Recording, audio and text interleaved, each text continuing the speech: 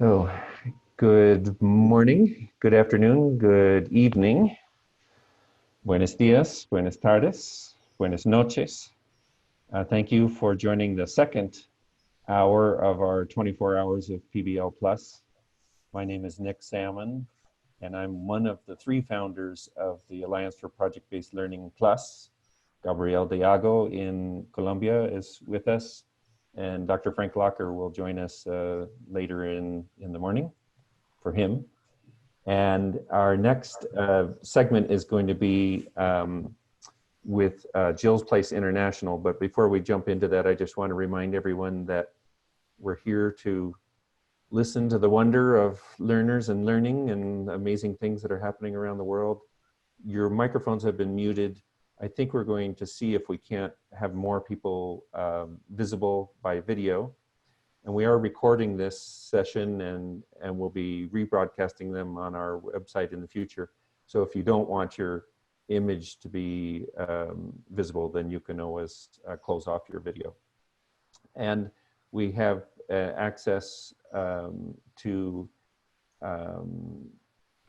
for each of you to be able to provide feedback hour by hour throughout the day for as many segments as you're a part of.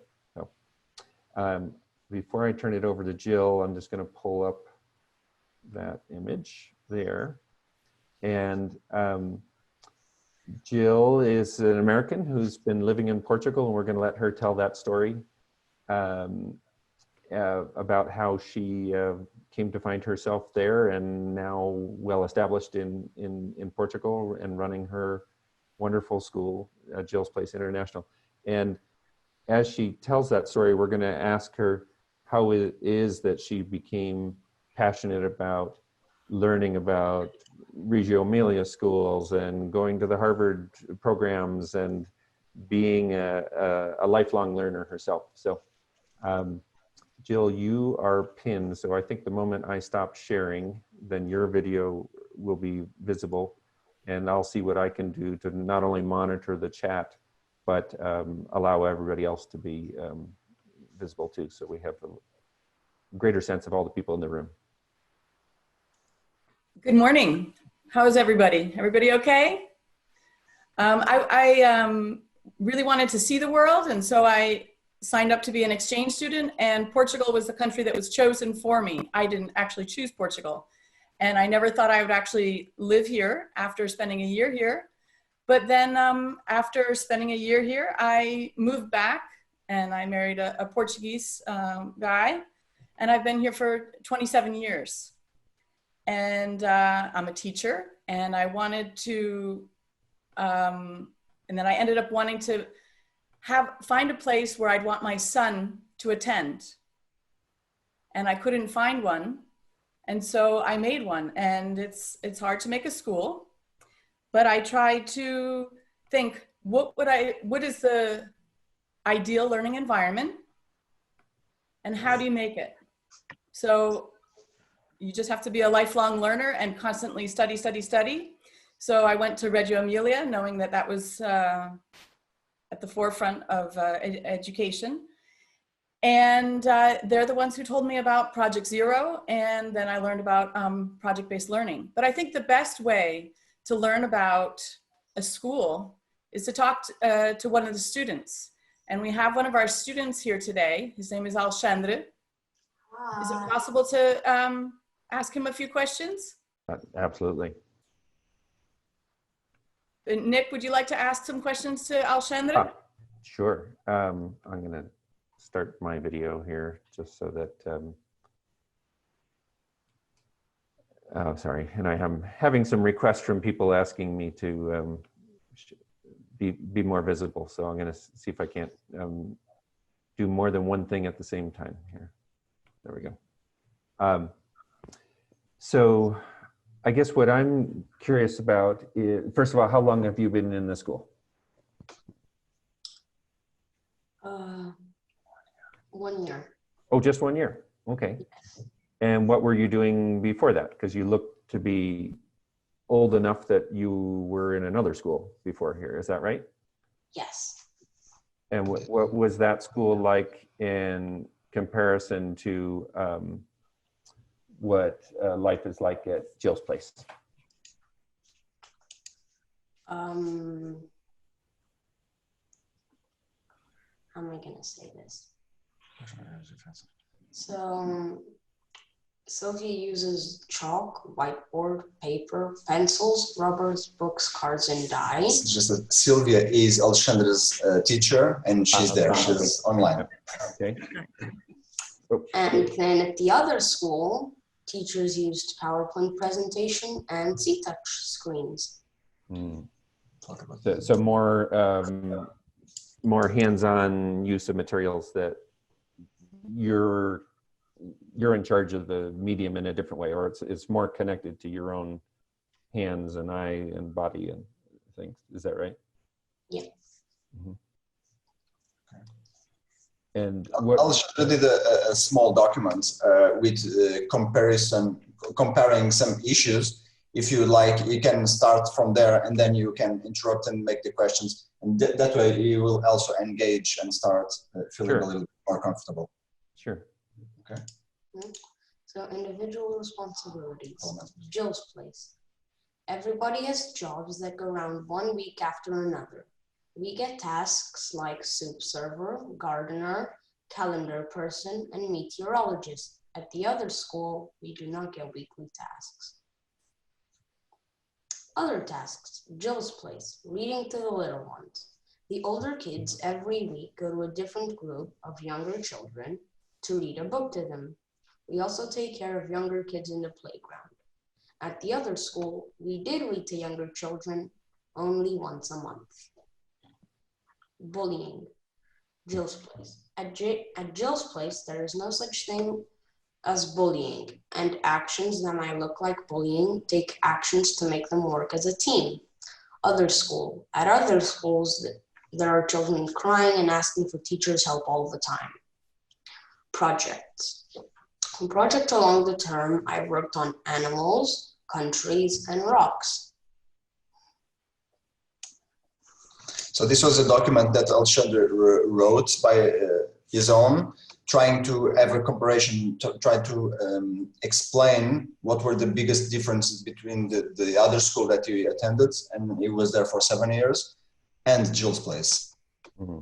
So, and it's as he has written, there's no, I didn't have any intervention in it. Okay. And so how does the setting that you're in now, which sounds to be better connected to who you are as a young learner, what does it make you think you could be doing in the future?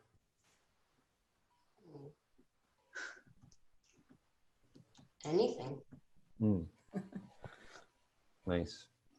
What are some things that are particularly interesting to you? Basketball, football. For our American audience, do you mean soccer? In the US, we say soccer instead of football. Okay. I don't mean American football. I mean football. Like the one where you kick. Hi, Frank. Hi, Frank. The one where you actually kick the ball with your feet, and then there's a goalkeeper who grabs it with his hands. Right, right. So sport is important to you. What kinds of things are you doing in school that are of interest to you as well? The projects interest me a lot.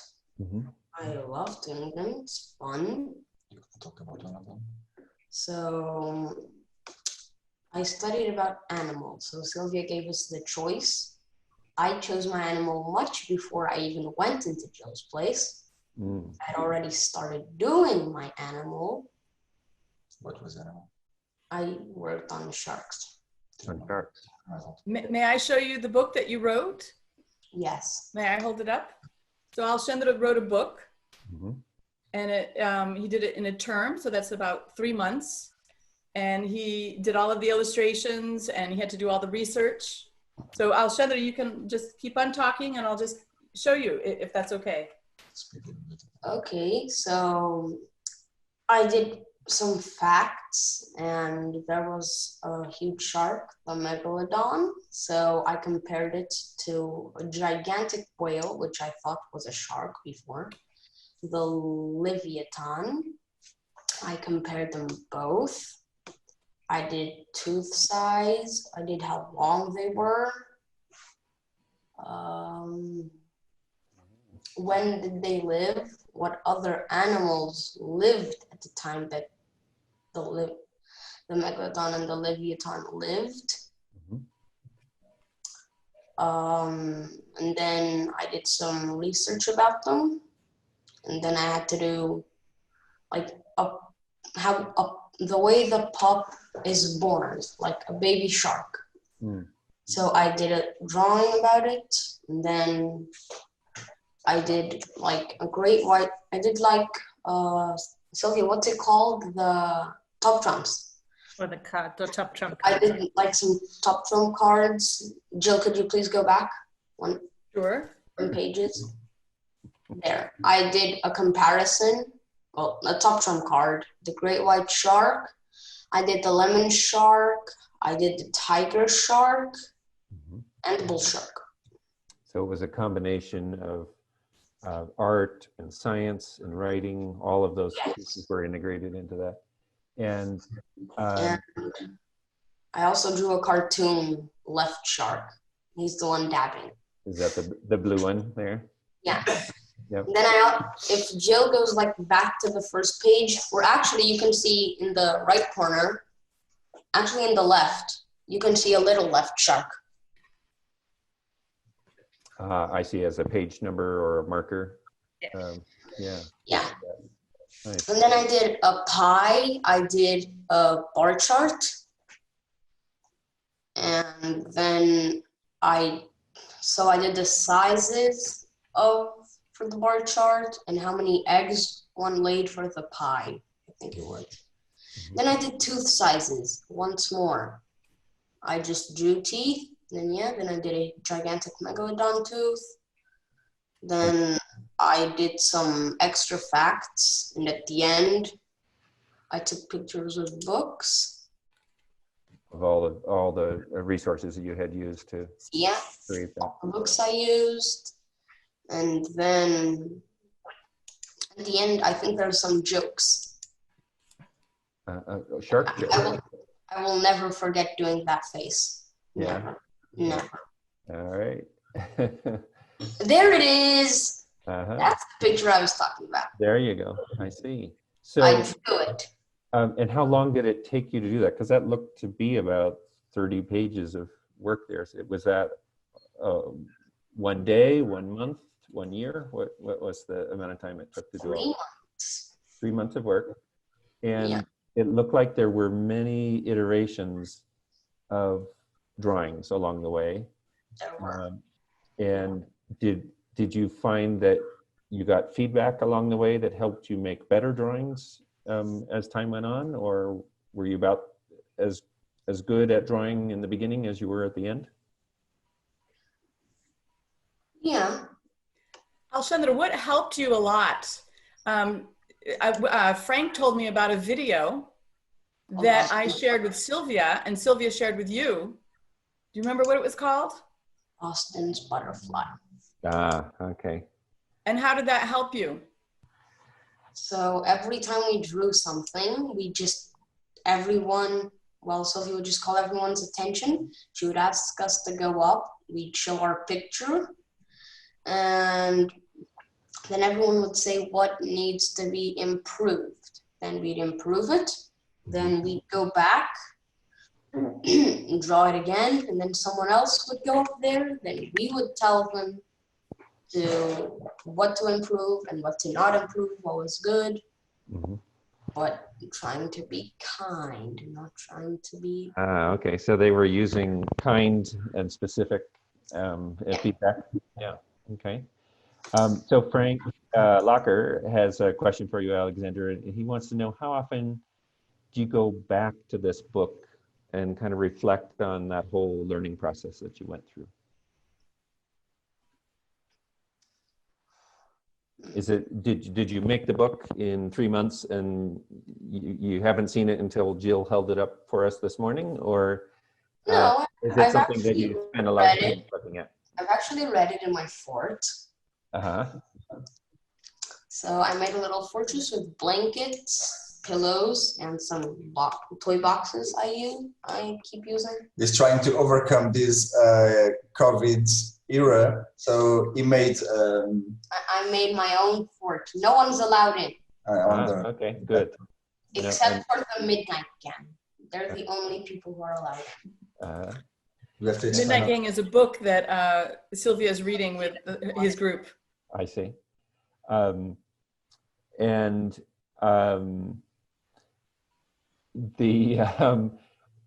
If you had to do this book again, Mm-hmm. what would you do differently the next time?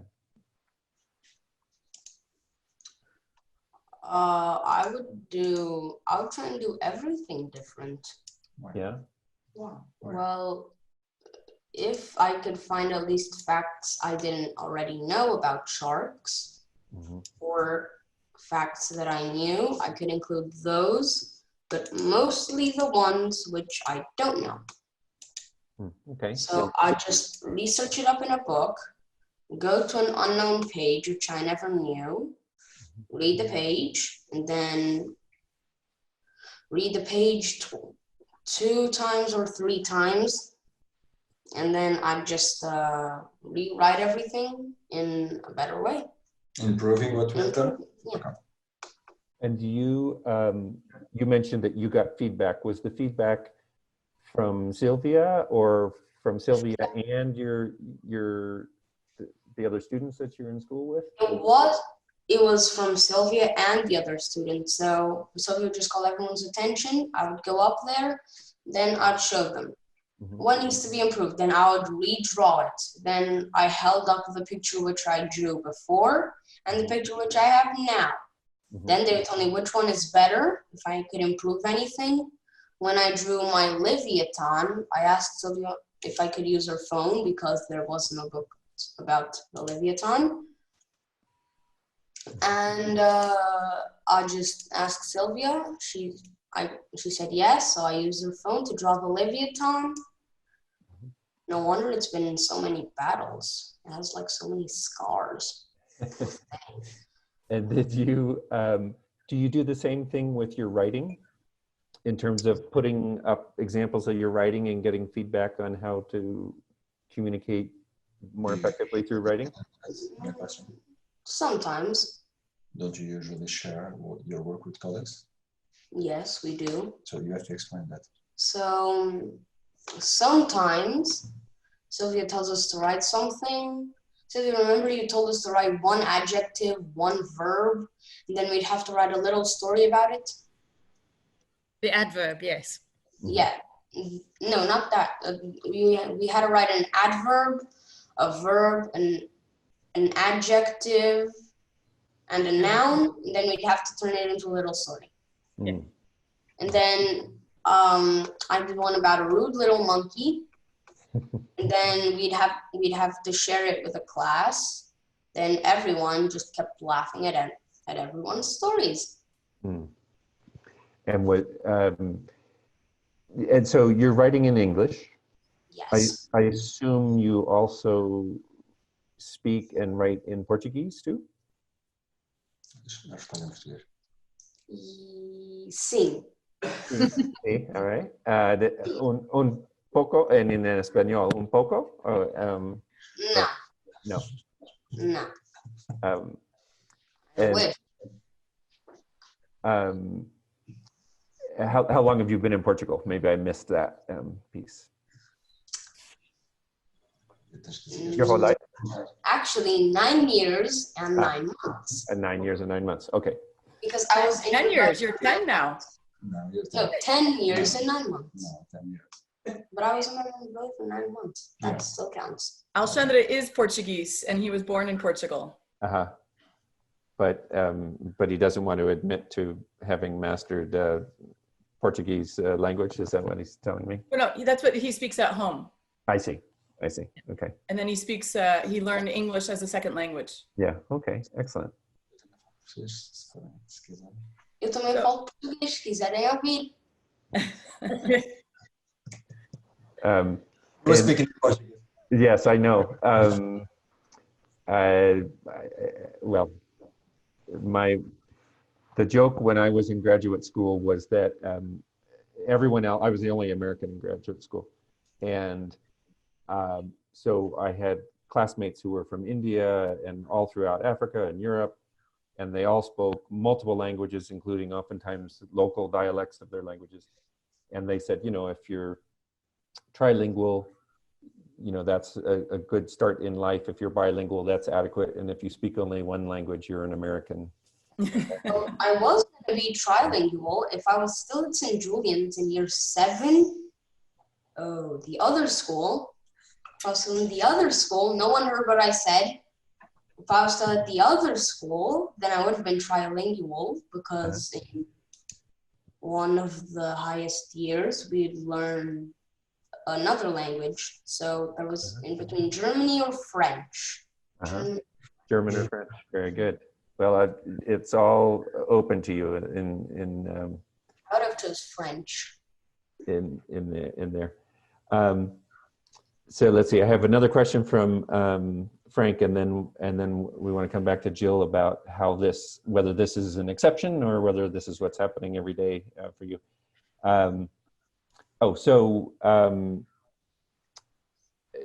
Frank is just interested in what you like most about being in school at Jill's place.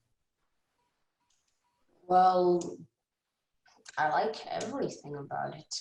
Good food, nice people, good teachers. I have very good friends. Much better than the other school. Well, I like everything about it. Yeah. And I guess a related question is how much of your learning is being directed by Sylvia and others, and how much are you pursuing your own interests independently?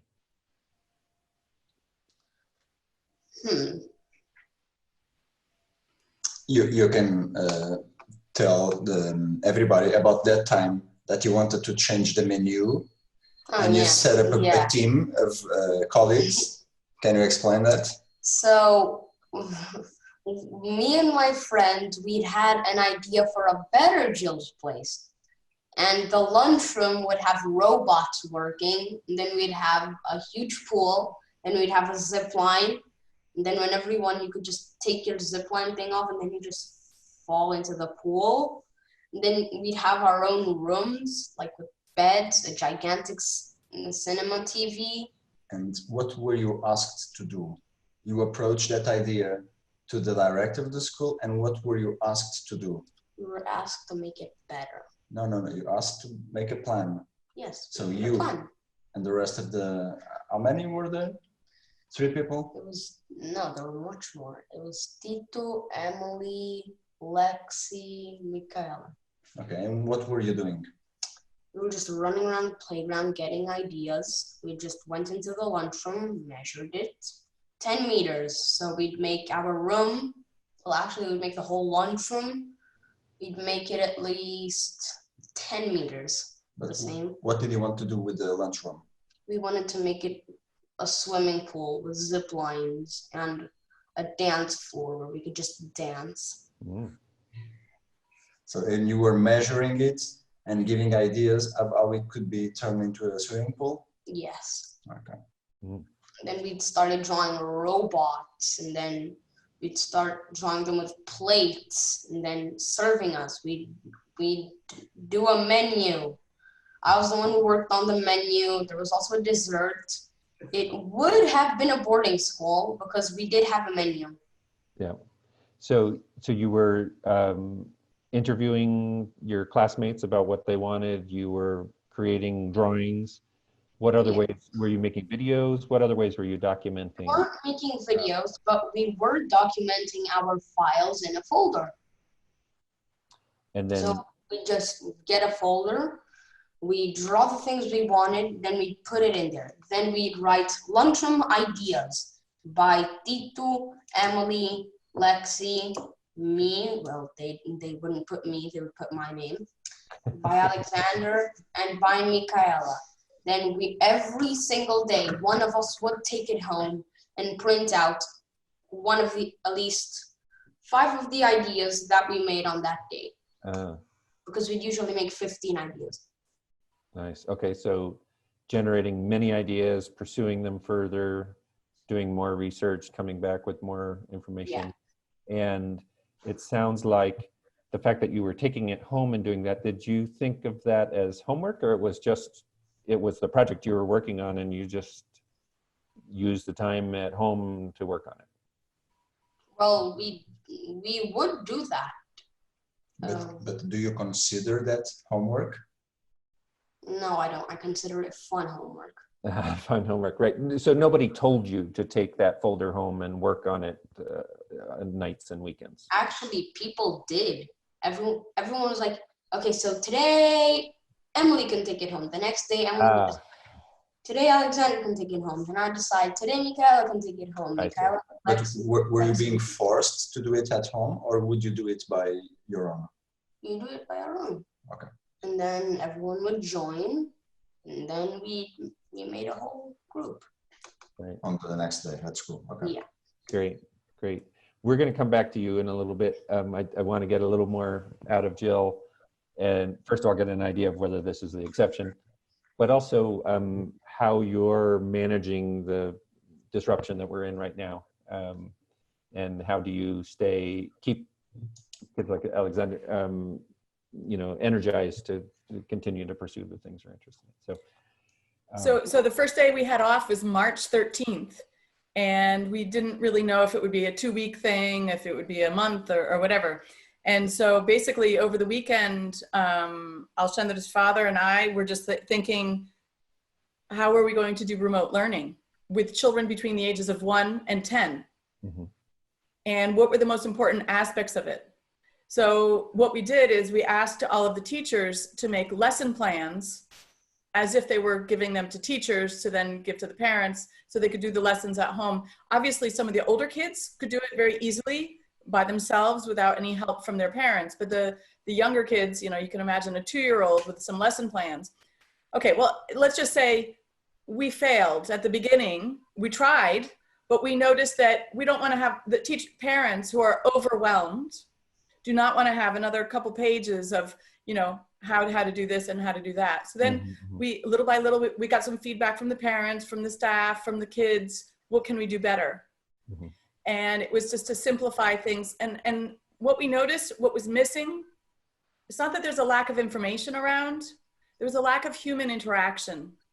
Mm-hmm. We like to hear each other's voices. We like to see each other's faces. Mm-hmm. And everybody, it wasn't just one family that was under this stress. It was everybody, and pretty much everybody in the world. So no matter who and we're a very international community. And so everybody was going through this situation. So before you can really start teaching, you have to make sure that there's a feeling of comfort, that we're going to continue maintaining our relationships with other people. And how are we going to transmit that without being able to give somebody else a hug? The children, we hug, we're all hugging each other and everything. Yeah. And how do you connect with a 2-year-old or a 5-year-old or a 10-year-old online? So we came up with videos. And so the staff are reading books, singing songs, doing movement, doing all sorts of games with videos. And then the children could see them as many times as they wanted. And then twice a day, each staff member has an individual meeting with a child, and then a group meeting with their group. And so we do that every day. And even there was an April vacation that was 2 weeks long, we just continued because this quarantine is not exactly a vacation. And so the parents who needed that support, we were there. And it was amazing for all of the staff to be so accepting of the fact that we were just going to continue working when everybody needed some rest. So, So you had mentioned something about learner voices in your emails to us. Yeah. And I just wanted to say that even though the children are the ones we think about most in schools as being the learners, but really the parents and the staff, you know, the administrators, et cetera, we are all learning together. And the idea is that we can get feedback from everybody and then try to see what will help, you know, everybody as much as possible, and to personalize it. So maybe some kids need a little bit more time one-on-one, and other kids prefer the group thing. We've started some initiatives, like on Friday, we have children reading to children. So each child chooses a book, they practice it during the week, and they're reading it to the other children. And I was thinking, oh, it would be Alchandra and his, you know, the older friends. We had 2-year-olds who had memorized Brown Bear, who were reading to the other kids. And we were amazed. And I thought maybe, you know, 3 children, we could force them, well, not force, but we could highly encourage them to read to the younger kids so they could see each other. We had 11 kids signed up last week. We've had 11 kids signed up this week. And then the older kids are going to be doing not just reading for younger kids, but reading for older kids, and then having sort of like a book club where they talk about the characters. And so that's this Friday. So we're trying to innovate and trying to maintain the relationships that we had created together in the same building. And we're trying our best to use that to continue our learning. And we were really concerned about the emotional effects of being at home, not only on the children, obviously that was our priority, but what about the parents? What about the teachers? What can we do? So we wanted to make sure that the teachers were busy and they had a goal, they had an objective. They had to try to think of things that the children would be excited about and engage with the kids and ask them questions. And then we noticed that the parents were worried about the uncertainty. How am I going to do my job and take care of the children and do all of these things? So we're trying to have like a movement class live so that, you know, maybe for 15 minutes, the parents can go to the bathroom or something, you know, and have a break. So we're trying to just innovate.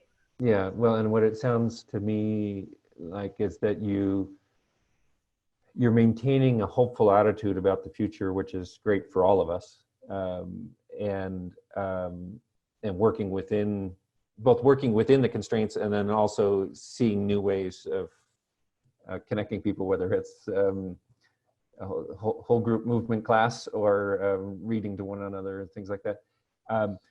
We have a question about, do you view the work that you're doing, at least as was described earlier by Alexandra, as a kind of a unit within an overall curriculum, or is your curriculum being delivered through projects rather than projects being something that are standalone? Well, we personalize what we do very much. So we have very small classes. Our largest class has 10 children in it. So Alchandra's class has 6 children in it.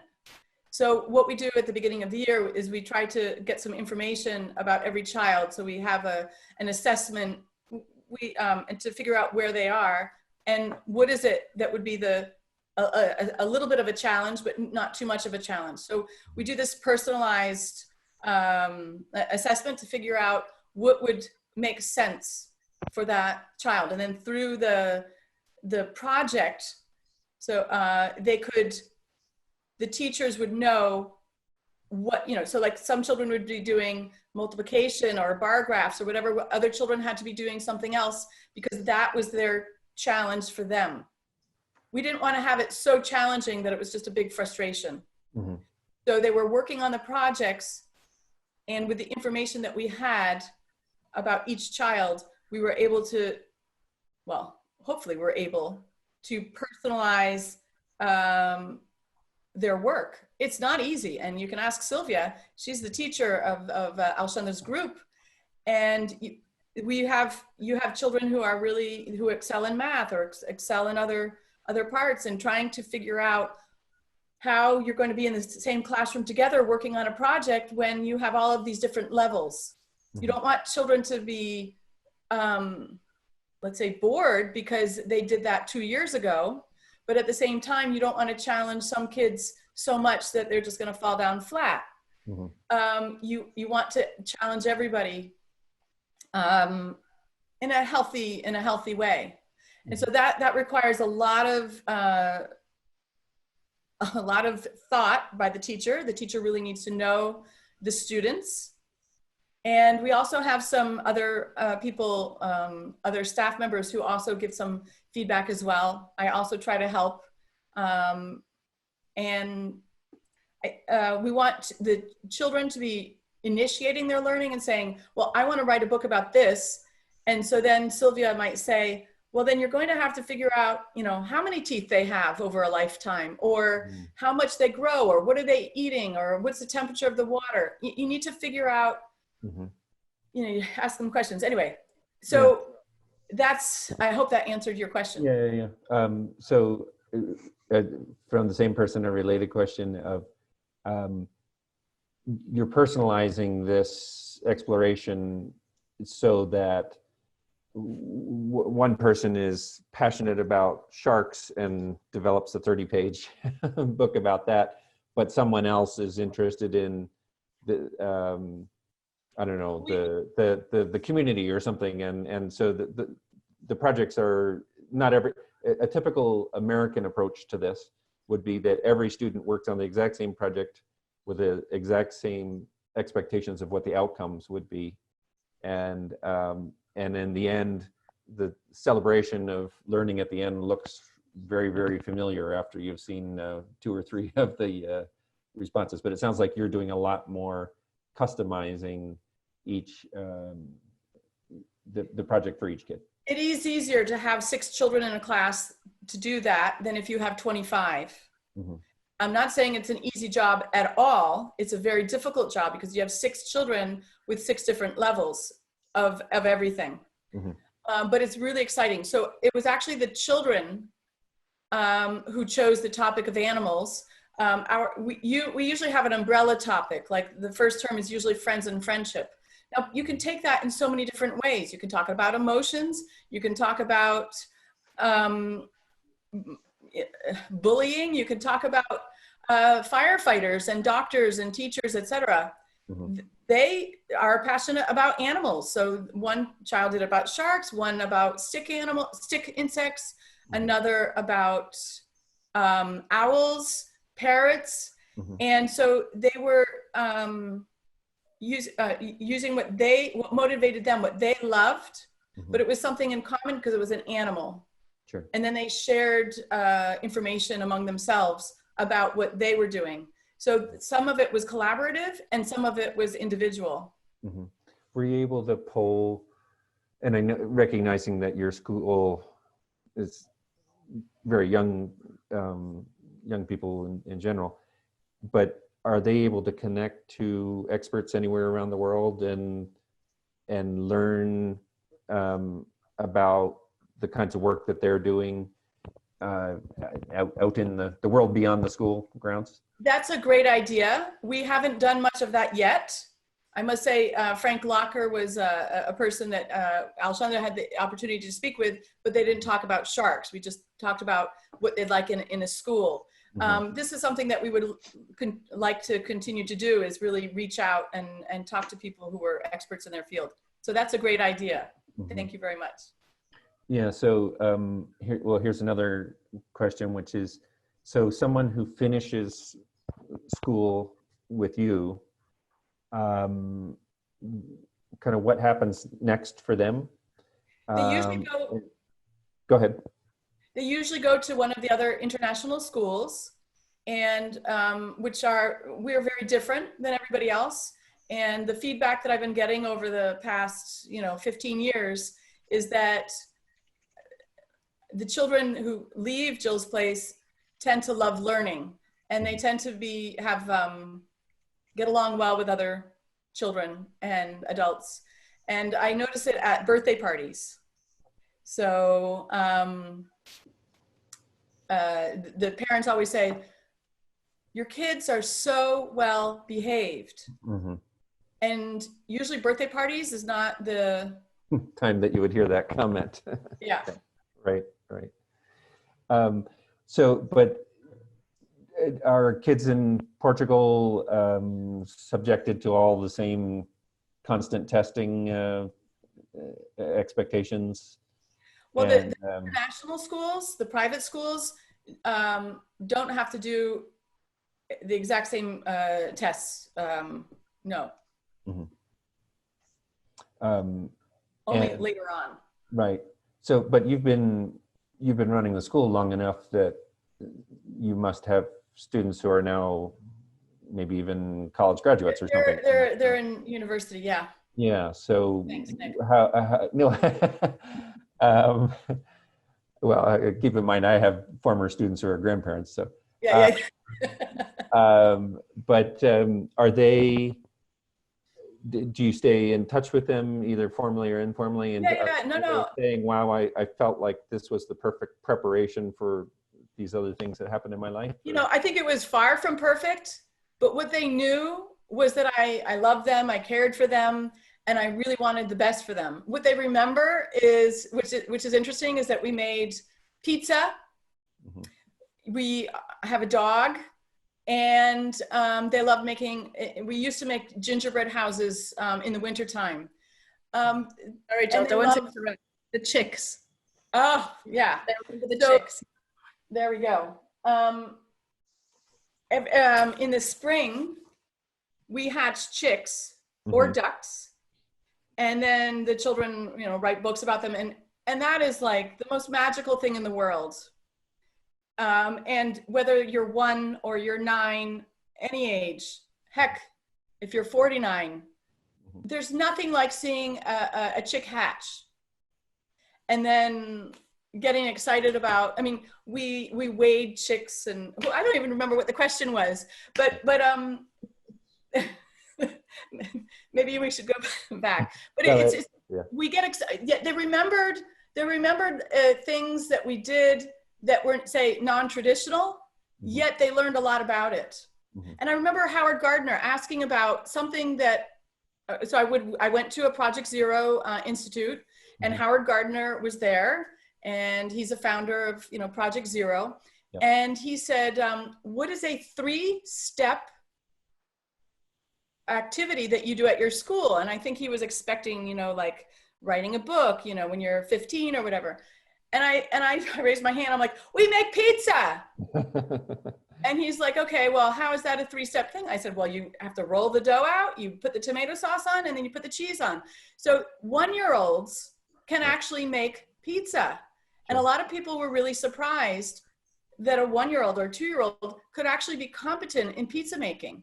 Mm-hmm. And so later on, when the kids are 21, they're like, oh yeah, I am really good at making pizza. I'm really good at making cake. And then it's that love of learning, the excitement. And what I was asking Sylvia, because Sylvia is not only a teacher here, but she had her daughter here for 4 years. I was asking, what was different? What did she like about Jill's Place? And she said she felt at home. Mm-hmm.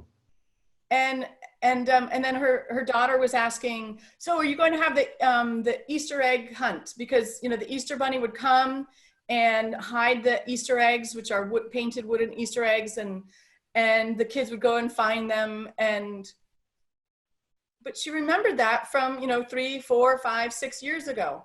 Sure. So these, they seem very little and insignificant, but they end up being significant. So it's that love of being together and learning together that I think I get excited about in terms of projects and making a school. Yeah. So we have about 10 more minutes. We'll take a little awkward pause in order to get on to the next conversation. But so the Easter egg hunt makes me wonder, So did you do a virtual Easter egg hunt where people hid eggs in each other's homes, and then you had to walk around with your camera and have people guess where the eggs were? Or, We didn't as a whole group. Each group did their own thing. So and they tried very hard. Some of the parents actually wanted to rest and not always do the activities that we were suggesting to them. So each family could do as they wished. Yeah. Okay. So if we could come back to Alexandra for the last little bit here, I'm just curious what it's been like to be learning in your home, and how connected you feel to your friends and your teachers and things. What's it been like this last 2 months? I have one thing to say. I did not have a weekend off. Not fair. I did not have 1 week off. I only had 1 day. Does that even sound fair? How is it working? How is it every day? You have a schedule, you have a school schedule, and now we have our own schedule, which matches with the school, and we have additional activities. So can you explain everybody how is it working? It's working fine. Okay, but carry on. Is the schedule the same as the way you spent your time at schools, or did you create your own schedule for learning at home? Sylvia creates the schedule, and then she'd send it to the parents. Then my dad would just print it out. Then my mom would organize it, and then I'd start working. And by the end of the day, I would have everything done, and then I would be able to go play Fortnite. Okay. So it's an exceptional time. During school time, he cannot play. He doesn't have access to electronic gadgets, so no computer. That's Because this is a different time, and we are pushing. Sylvia is doing a great job, and at home we are still pushing quite hard for him to keep doing his stuff, reading, making everything that he has to do for school. So we are, and because he engages, he plays online with a friend, so we are allowing him to have 1-2 hours a day of this activity. So I know a lot about kids playing games online with friends, but are you able to do any school projects together with your friends online? Are there ways that you can each contribute to something even in that setting? Yes, there is. Yeah, what are you doing? So we're meeting every day. So I meet Sylvia at 11, and then I meet Sylvia and my other friends at 3 o'clock. And In a video? no, it's in Google Meet. Oh, okay. Right. And then we just we do quizzes. We also we play games. Games like what? Like stop or name 5 things. You only have 20 seconds. So Sylvia gives you name 5 things that begin with, actually name 5 fruits, and then you have 20 seconds to name 5 fruits. If you don't, you're out. Good. I'm glad you're not going to ask me those questions. But could you be writing a story together or making music together? Or, I'm just wondering, we tend to think that we have to be physically together to create together. We could make music if someone had a guitar, or if someone had, I don't know, if someone just made a pandemonium. They just go outside their houses and start singing, and then they just bring the camera with them. On their shoulder. Can I just interrupt, because you had a great idea. I'm reading them a book called The Midnight Gang, which is about a bunch of children in a hospital. And Alshandra's been very motivated by this book to create his own midnight gang. And something we spoke about in one of our meetings last time was that perhaps each child could write an adventure of their own midnight gang. And at the end of quarantine, perhaps we could put them together and create our own Jill's Place Midnight Gang book. Right. So that's a kind of project. Yeah. No, that's, and of course it's being informed by the times that we're in. And so it will be this kind of unique project that you don't necessarily want to replicate. But there may be some things that you learn from all of these different things as you've been reflecting on. How do we keep the well-being of families and our youth and our teachers at the top of mind, and how do we keep people engaged in all these different ways? It's going to be the stories that we carry forward with us and say, how's what's happening right now going to change what we do in post-quarantine? I think it's going to change a lot. I think we're really going to appreciate being together, and like we've never appreciated before. And we're going to appreciate health, and everything is going to be done with, I think, greater care, and we're going to be like, wow, that was amazing. And I want to thank you, Nick, and I want to thank Frank, Alshandra, and Pedro, and Sylvia. And I want to thank my parents who got up really early this morning in Connecticut to listen to it. Okay, there's John. Okay, I wondered when I saw iPad, I thought, oh, okay. Yep, those are my parents. So that's right. Very good. Thank you so much for this opportunity. Yeah, well, we're glad to have you. And again, let's see if I can just quickly put up the little feedback slide here, so that if people want to share that with us, we won't be able to do anything with it in real time, but we will review all the feedback that we receive later. And I just add one thing. Absolutely. I think everybody is involved with education in some way.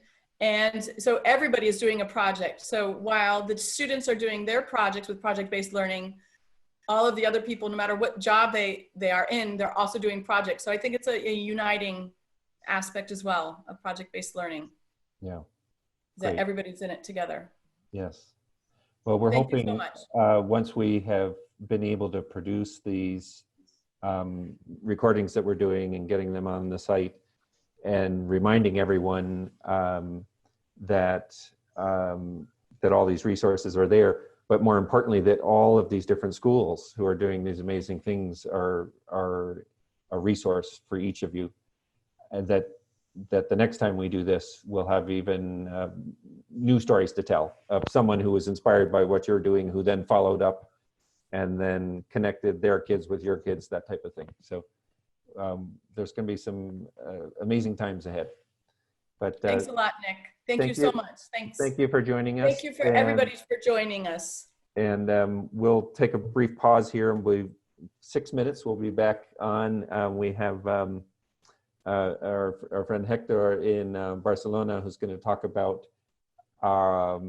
community hackathons, that he tackles big problems in the community and engages a wide spectrum of the community, not just school-age people in the effort. So we'll see you in a little bit. Thank you. Bye-bye. Bye. Bye.